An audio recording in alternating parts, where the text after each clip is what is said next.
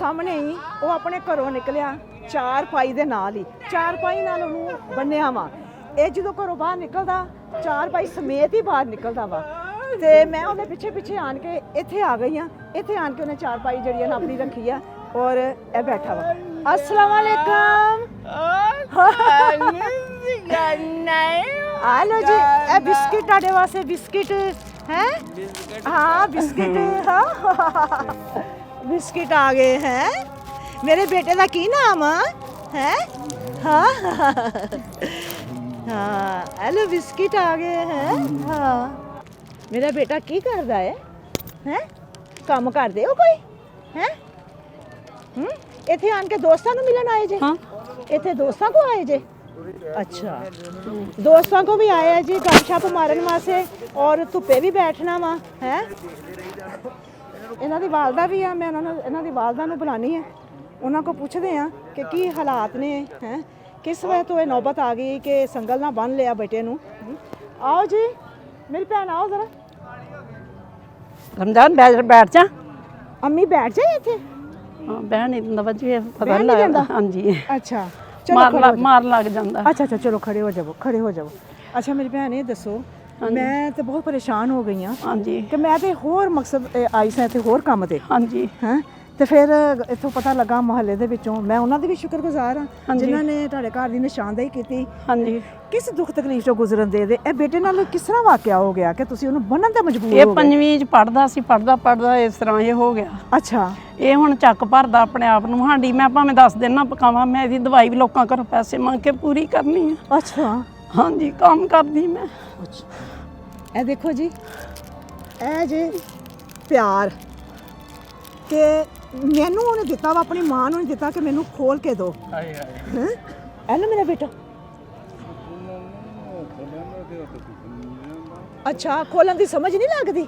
ਅੱਛਾ ਤੇ ਇਹ ਪੰਜਵੀਂ ਚ ਪੜਦਾ ਸੀ ਤੇ ਫਿਰ ਅਚਾਨਕ? ਹਾਂਜੀ ਅਚਾਨਕ ਹੀ ਸਿਰੋਂ ਡੇਗਣ ਲੱਗ ਗਿਆ। ਅੱਛਾ ਫਿਰ ਕਹਿਣਗੇ ਦਮ ਕਰਾਓ ਇਹਨੂੰ, ਇਸ ਤਰ੍ਹਾਂ ਕਰਾਓ, ਇਦਾਂ ਕਰਾਓ। ਬਹੁਤ ਅਸੀਂ ਕੀਤਾ। ਇਹਨਾਂ ਦੇ ਅੱਬੂ ਵੀ ਲੈ ਕੇ ਦਵਾਈਆਂ ਨੂੰ ਵੀ ਬਥੇਰੀਆਂ ਦਾਖਲ ਵੀ ਕਰਾਇਆ ਹਸਪਤਾਲਾਂ 'ਚ। ਅੱਛਾ ਤੇ ਇਹ ਨਹੀਂ ਸੀ ਠੀਕ ਰਹਿੰਦਾ। ਤੇ ਕਿੰਨੇ ਬੱਚੇ ਤੁਹਾਡੇ?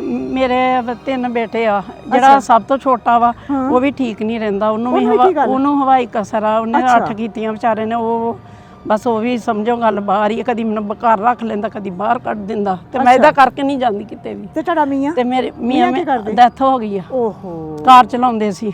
ਬੱਚਿਆਂ ਦੇ ਹਾਲਾਤ ਤੇ ਇਸ ਕਦਰ ਖਰਾਬ ਹੋ ਗਏ ਨੇ। ਬੱਚੀ ਦੀ ਤਲਾਕ ਹੋਈ ਆਪਣੇ ਆਪ। ਅੱਛਾ ਹਾਂਜੀ ਬੱਚੀ ਦੀ ਤਲਾਕ ਹੋਈ ਆ। 5 ਸਾਲ ਹੋ ਗਏ ਮੇਰੇ ਘਰ ਆ, ਮੈਂ ਕਿਤੇ ਕੁਝ ਕਰ ਨਹੀਂ ਸਕਦੀ। ਬੇਬਸੀ ਦੀ ਇੰਤਹਾ ਵਾ। ਹਾਂਜੀ ਕਿ ਕੁਝ ਵੀ ਨਹੀਂ ਕਰ ਸਕਦੀ। ਚਾਹੁੰਦਿਆਂ ਹੋਇਆਂ ਵੀ ਇਹ ਮਾਂ ਕੁਝ ਨਹੀਂ ਕਰ ਸਕਦੀ, ਆਪਣੇ ਬੇਟੇ ਦਾ ਇਲਾਜ ਨਹੀਂ ਕਰਵਾ ਸਕਦੀ।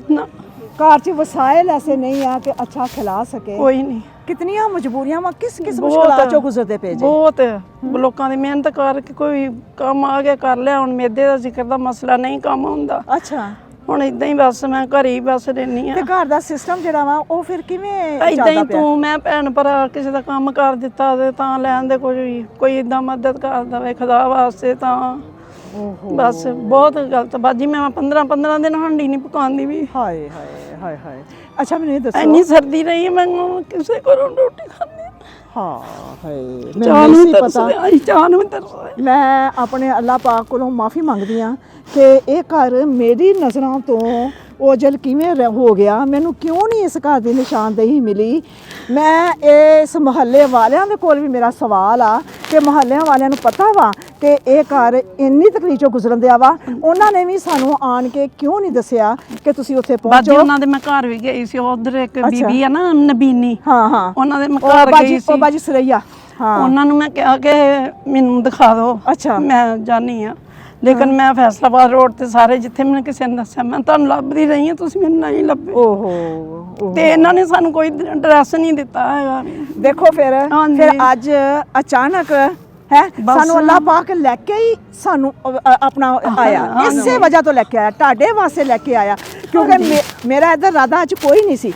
ਇੱਕ ਬੀਬੀ ਜਿਹੜੀ ਹੈ ਨਾ ਉਹ ਹਿਲਦੀ ਹੁਲਦੀ ਫਾਲਜ ਦੀ ਮਰੀਜ਼ ਮੇਰੇ ਕੋਲ ਉੱਥੋਂ ਪਹੁੰਚੀ। ਮੈਂ ਉਹਨੂੰ ਆਖਿਆ ਕਿ ਜਿੰਨੀ ਦੇਰ ਤੱਕ ਮੈਂ ਤੇਰੇ ਘਰ ਨਹੀਂ ਦੇਖਾਂਗੀ, ਤੇਰੇ ਕੋਲ ਨਹੀਂ ਜਾਵਾਂਗੀ, ਉਨੀ ਦੇਰ ਤੱਕ ਮੈਂ ਅੱਲਾਹ ਪਾਕ ਦੀ ਤਰਫੋਂ ਕੋਈ ਸਪੋਰਟ ਨਹੀਂ ਕਰ ਸਕਦੀ, ਕਿਉਂਕਿ ਅੱਲਾਹ ਪਾਕ ਨੇ ਸਾਡੇ ਉੱਪਰ ਇੱਕ ਜ਼ਿੰਮੇਵਾਰੀਆਂ ਦਿੱਤੀਆਂ ਵਾ, ਜਿਹੜੇ ਅਸੀਂ ਅੱਖਾਂ ਨਾਲ ਵੇਖ ਕੇ ਹਾਲਾਤ ਨੂੰ ਦੇਖ ਕੇ ਫਿਰ ਅੱਲਾਹ ਪਾਕ ਦੀ ਜਿਹੜੀ ਮਰਜ਼ੀ ਹੁੰਦੀ ਆ ਉਹ ਪੂਰੀ ਹੁੰਦੀ ਆ। ਮੈਂ ਤੇ ਉਹਨੂੰ ਦੇਖਣ ਆਈ ਆ ਤੇ ਮੈਂ ਉਸ ਬੀਬੀ ਦੀ ਵੀ ਸ਼ੁਕਰਗੁਜ਼ਾਰ ਆ ਜਿਨਨੇ ਮੈਨੂੰ ਆਵਾਜ਼ ਮਾਰ ਕੇ ਦੁਆ ਸਲਾਮ ਲਈ ਤੇ ਫਿਰ ਪਰਦਾ ਚੁੱਕੇ ਕਿਹਾ ਕਿ ਜ਼ਰਾ ਇੱਕ ਨਜ਼ਰ ਇਸ ਘਰ ਚ ਮਾਰ ਲਓ। ਹਾਂਜੀ, ਮੇਰੀ ਭੈਣ ਉਹਨਾਂ ਦੀ ਸਾਹਮਣੇ ਘਰ ਵਾਲੀ। ਹਾਂਜੀ ਹਾਂ, ਤੇ ਅੱਲਾਹ ਪਾਕ ਤੁਹਾਡੇ ਵਾਸਤੇ ਆਸਾਨੀਆਂ ਕਰੇ। ਮੈਨੂੰ ਇਹ ਦੱਸੋ ਕਿ ਇਸ ਬੇਟੇ ਦਾ ਇਲਾਜ ਹੋ ਸਕਦਾ?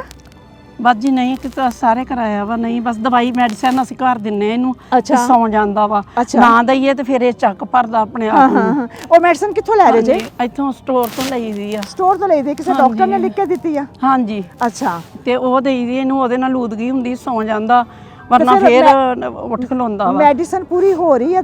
ਦਿੰਦੇ ਪਏ ਜੇ ਮੈਡੀਸਨ? ਨਾ ਹੋਵੇ ਤੇ ਬਾਜੀ ਫਿਰ ਕਿੱਥੋਂ ਦੇਣੀ? ਜਦੋਂ ਨਾ ਹੋਵੇ ਫਿਰ ਕੀ ਹੁੰਦਾ? ਫਿਰ ਮੈਂ ਇਦਾਂ ਹੀ ਤਰਲਾ ਕਿਸੇ ਦਾ ਲੈਣੀ ਕਿ ਮੈਨੂੰ 100 ਰੁਪਇਆ ਦੇ ਦਿਓ, ਮੈਂ ਇਹਨੂੰ ਦਵਾਈ ਦੇਣੀ ਆ ਲੈ ਕੇ।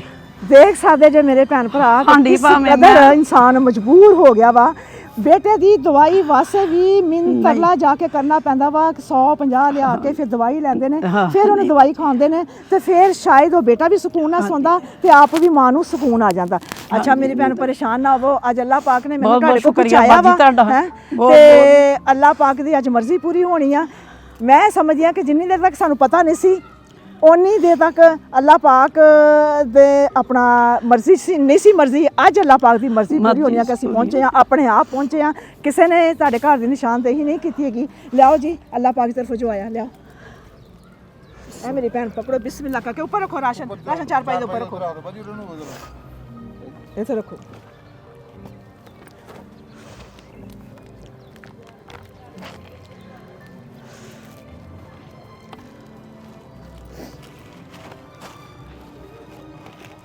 ਇਹ ਦੇਖੋ ਮੇਰੇ ਬੇਟੇ ਵਾਸਤੇ ਹੋਰ ਚੀਜ਼ਾਂ ਵੀ ਆ ਗਈਆਂ ਜੇ। ਇਹ ਦੇਖੋ ਕੀ ਨਾਮ ਆ? ਰਮਜ਼ਾਨ। ਰਮਜ਼ਾਨ ਹੈ ਬੇਟਾ, ਇਹ ਦੇਖੋ। ਹਾਂ ਰਮਜ਼ਾਨ ਬੇਟੇ ਵਾਸਤੇ ਆ। ਹਾਂ ਪਕੜੋ ਮੇਰਾ ਬੇਟਾ, ਇਹ ਵੀ ਪਕੜੋ। ਔਰ ਇਹ ਵੀ ਰਮਜ਼ਾਨ ਬੇਟੇ ਵਾਸਤੇ ਆਇਆ, ਇਹ ਵੀ ਰਮਜ਼ਾਨ ਬੇਟੇ ਵਾਸਤੇ ਆ। ਹੈ ਅੱਛਾ ਮੇਰੀ ਭੈਣ, ਗੱਲ ਹੈ ਦੁੱਖ ਤੇ ਤੇਰਾ ਬਹੁਤ ਬੜਾ ਵਾ, ਅੱਲਾਹ ਪਾਕ ਤੇਰੇ ਵਾਸਤੇ ਆਸਾਨੀਆਂ ਕਰੇ।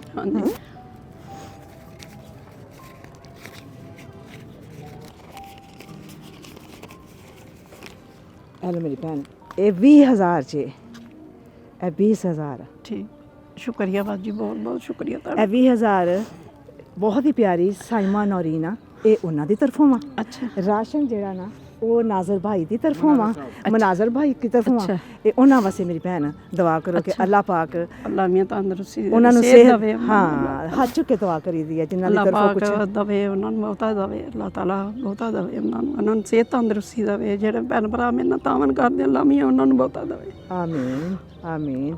ਔਲਾਦ ਦਾ ਦੁੱਖ ਬਹੁਤ ਬੜਾ ਵਾ, ਜਿਹੜੀ ਔਲਾਦ ਆਸਰਾ ਬਣਨਾ, ਸਹਾਰਾ ਬਣਨਾ, ਤੇ ਉਹ ਔਲਾਦ ਮਾਂ ਦੇ ਆਸਰੇ ਤੇ ਹੋ ਜਾਵੇ, ਇਸ ਤੋਂ ਬੜਾ ਦੁੱਖ ਕੋਈ ਨਹੀਂ ਹੈ। ਤੇ ਫਿਰ ਉਸ ਤੋਂ ਬਾਅਦ ਇੱਕ ਬੀਵੀ ਦਾ ਖਾਮਦ ਚਲਾ ਜਾਏ, ਬੱਚਿਆਂ ਦਾ ਬਾਪ ਚਲਾ ਜਾਵੇ ਤੇ ਉਹਨਾਂ ਦੇ ਕੀ ਗੁਜ਼ਰਦੀ ਆ। ਫਿਰ ਘਰ ਦੇ ਵਿੱਚ ਕੋਈ ਕਮਾਉਣ ਵਾਲਾ ਨਾ ਹੋਵੇ ਤੇ ਫਿਰ ਜ਼ਿੰਦਗੀ ਜਿਹੜੀ ਆ ਨਾ, ਤੁਸੀਂ ਸਮਝ ਸਕਦੇ ਜੇ ਸਾਰੀਆਂ ਬੱਚੀਆਂ ਮੇਰੀਆਂ ਕਿੰਨਾ ਤਕਲੀਫਾਂ ਚੋਂ ਗੁਜ਼ਰੇਗੀ। ਬੱਚੀ ਮੇਰੀ ਤਲਾਕ ਹੋਈ, 5 ਸਾਲ ਹੋ ਗਏ ਬੈਠੀ ਨੂੰ। ਮੈਂ ਉਹ ਵੀ ਤੁਹਾਡੇ ਕੋਲ ਬੈਠੀ ਆ? ਮੇਰੇ ਕੋਲ ਬੈਠੀ। ਬੇਟੀ ਨੂੰ ਵੀ ਤਲਾਕ ਹੋਈ, ਉਹ ਵੀ ਉਹਨਾਂ ਕੋਲ ਆ ਕੇ ਬੈਠੀ। ਤੇ ਇਸ ਮਾਂ ਦੀ ਫਿਰ ਜ਼ਿੰਦਗੀ ਕੋਈ ਨਹੀਂ ਬਾਜੀ ਮੇਰੀ। ਬਸ ਅੱਲਾਹ ਪਾਕ ਤੁਹਾਡੇ ਵਾਸਤੇ ਆਸਾਨੀਆਂ ਕਰੇ।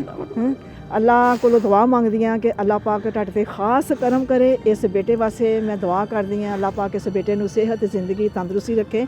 ਮੈਂ ਤੇ ਉਸ ਵਕਤ ਤੋਂ ਡਰੰਦੇ ਹੀ ਹਾਂ, ਉਸ ਵਕਤ ਕੋਲੋਂ ਖੌਫ ਖਾ ਰਹੀ ਹਾਂ ਕਿ ਜਿੰਨੀ ਦੇਰ ਤੱਕ ਤੁਹਾਡੀ ਜ਼ਿੰਦਗੀ ਹੈ ਤੁਸੀਂ ਆਪਣੇ ਬੱਚਿਆਂ ਤੇ ਵੇਖਦੇ ਪਏ ਜੇ, ਜਦੋਂ ਤੁਹਾਡੀ ਜ਼ਿੰਦਗੀ ਨਾ ਹੋਈ ਤੇ ਇਹਨਾਂ ਬੱਚਿਆਂ ਦਾ ਕੌਣ ਵਾਰਿਸ ਹੋਏਗਾ? ਕੋਈ ਨਾ। ਇਹ ਕੋਈ ਛੋਟੀ ਜਿਹੀ ਗੱਲ ਨਹੀਂ ਹੈ, ਬਹੁਤ ਬੜੀ ਗੱਲ ਆ। ਇਹ ਬਹੁਤ ਸੋਚ ਵਿਚਾਰ ਦੀ ਗੱਲ ਆ ਕਿ ਇਹਨਾਂ ਬੱਚਿਆਂ ਦਾ ਬਾਅਦ ਚੋਂ ਕੌਣ ਵਾਰਿਸ ਆ? ਬਾਪ ਤੇ ਚਲਾ ਗਿਆ, ਹੁਣ ਮਾਂ ਵਾ ਇਹਨਾਂ ਦਾ ਆਸਰਾ, ਇਹਨਾਂ ਦਾ ਜ਼ਰੀਆ। ਤੇ ਜੇਕਰ ਮਾਂ ਨੂੰ ਵੀ ਕੁਝ ਹੋ ਗਿਆ ਤੇ ਇਹਨਾਂ ਦਾ ਕੌਣ ਆ? ਤੇ ਮੈਂ ਦੁਆ ਮੰਗਦੀ ਹਾਂ ਕਿ ਅੱਲਾਹ ਪਾਕ ਤੁਹਾਨੂੰ ਏਡੀ ਲੰਬੀ ਜ਼ਿੰਦਗੀ ਕਰੇ ਕਿ ਇਹਨਾਂ ਬੱਚਿਆਂ ਦੇ ਉੱਪਰ ਤੁਸੀਂ ਹਮੇਸ਼ਾ ਕਾਇਮ ਰਹੋ। ਸ਼ੁਕਰੀਆ।